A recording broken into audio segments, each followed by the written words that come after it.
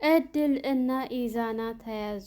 ምክንያቱም ኢዛና ቃላብን ከአቢኒ ጋር እያወራ ስላየው ነገሮችን ያበላሹብኛል በማለት በመፍራትና በመስጋት ሁለታቸውም አንድ ላይ ሆነው እያወሩ ባሉበት ሰዓት ምንም ሳያስቡት እንግዲህ በመምጣት ሁለቱንም እሱ ወደሚፈልገው ቦታ ለጊዜው ወስዶ ሰትሯቸዋል።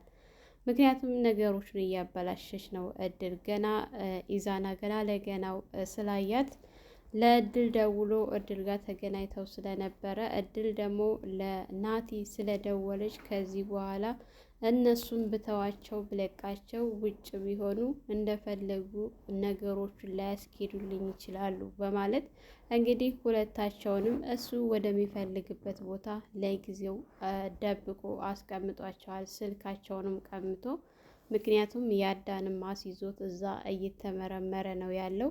እዚህ ደግሞ እነሱ ሁለታቸውም ያው ከዚህ በፊት ወንጀለኛ እንደሆኑ ሁለታቸውንም ያውቅ ነበረ። ነገር ግን እስካሁን ድረስ በሱ ቁጥጥር ስለነበሩ እሱ ሁለታቸውንም በዚህ ውጡ በዚህ ግቡ እያለ አእምሯቸውን ተቆጣጥሯቸው ነበረ። ነገር ግን አሁን የዜማ ሰው እንደሆነ ስላወቁበት ነገሮቹ እንደሚበላሹ ስለሚያውቅ ሁለታቸውንም ተይዘዋል ማለት ነው። እንግዲህ እድል እስከዛሬ ድረስ ቃላብ ለእነሱ የሚያግዝና የሚረዳ ነበር እየመሰላት። ነገር ግን ናቲ የዜማ ሰው እንደሆነና ዜማ እንዳመጣችው ሲነገር በጣም ነበረ ስትሰማ የደነገጠችው። እንግዲህ ኢዛና ባያየው ኑሮ እድል እስከዛሬ ድረስ አላየችም፣ አምናው ነበረ። ነገር ግን ያው የዜማ ሰው በመሆኑ በጣም ተናዷል ኢዛና። እስከዛሬ ድረስ የሚገርመውና የሚያናድደው ነገር ዜማ በህይወት እንዳለች ያውቃል ማለት ነው። ሰራልን እያሉ ባሉበት ሰዓት ነው እንግዲህ ቃላብ ፈጥኖ በመምጣት ሁለታቸውንም እያያዛቸው ማለት ነው። እንግዲህ ናቲ ልዑልን ስለ ዜማ አንተ እንደዚህ የሆንክ ያለኸው ምንድን ነው? ዜማን ትወዳታለህ ወይ ብሎ ሲለው አዎ እወዳታለሁ፣ ዜማን ምንም አታደርጋትም ብሎ ነበረ ያቋመው።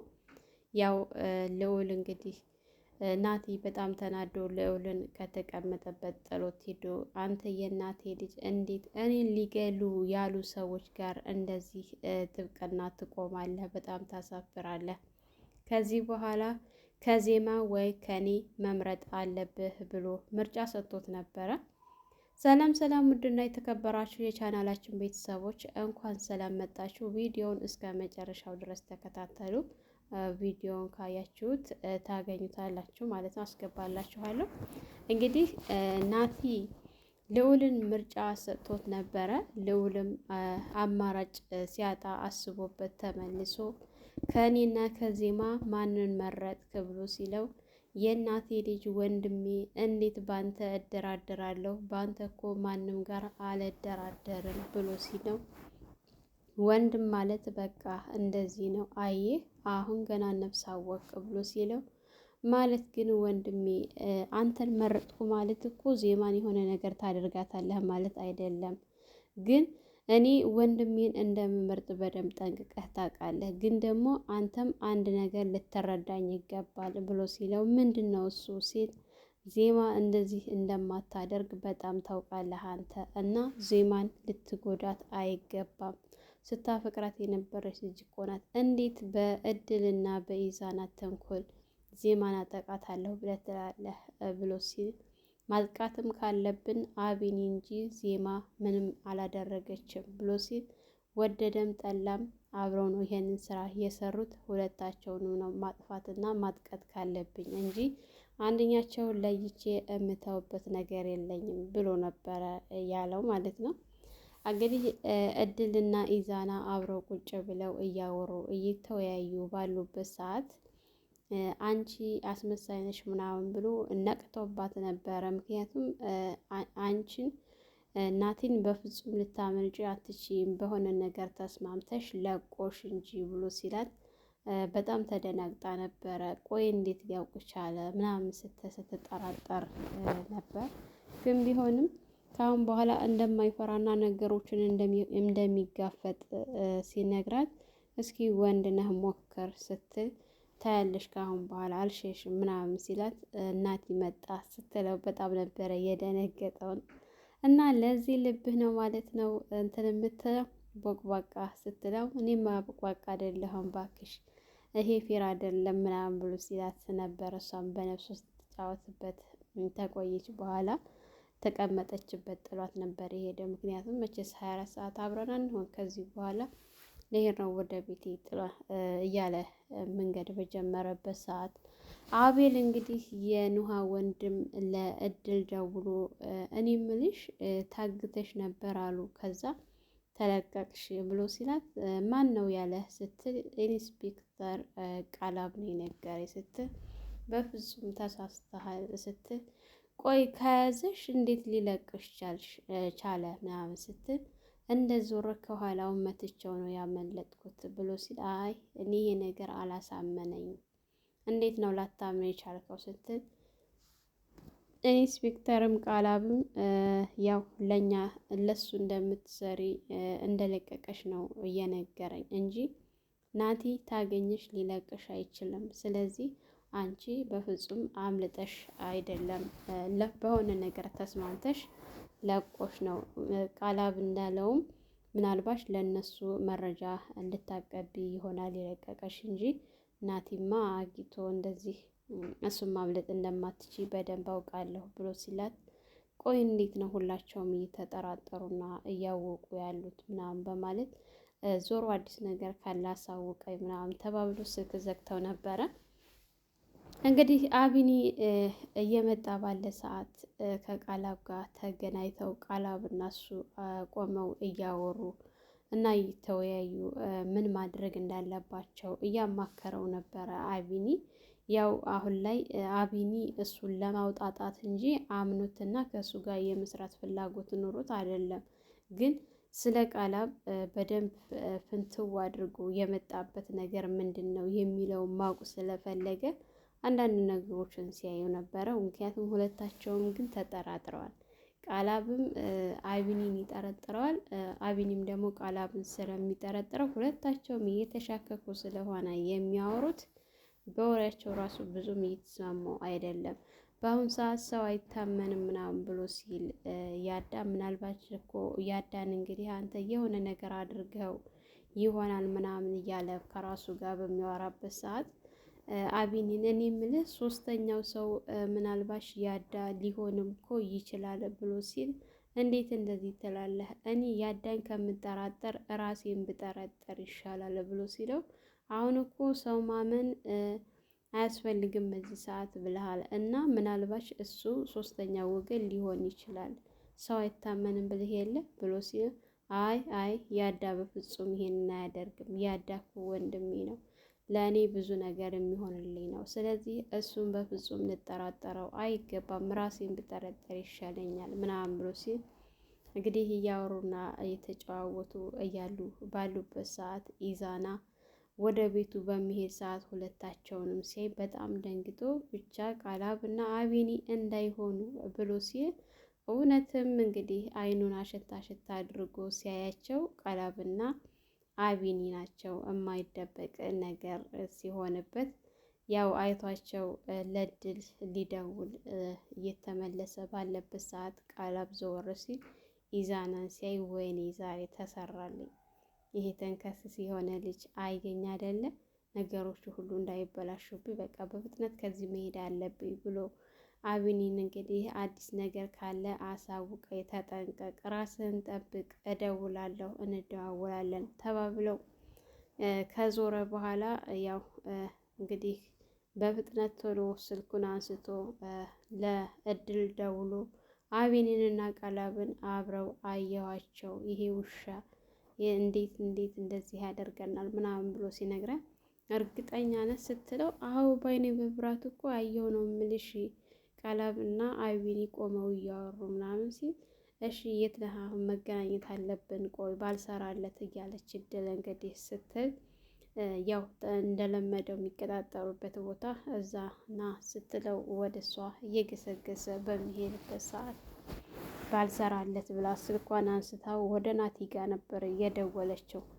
ናቲ ጋር ከደወለች በኋላ ስትነግረው ናቲ ምንም እንደማያውቅ አንዳንድ ነገሮችን አውቆ እንዳላወቀ ሆኖ ሲያወራት፣ መጨረሻ ላይ ግን አንቺ ጅል ይህንን ወሬ ብለሽ ይዘሽ የምትመጪው?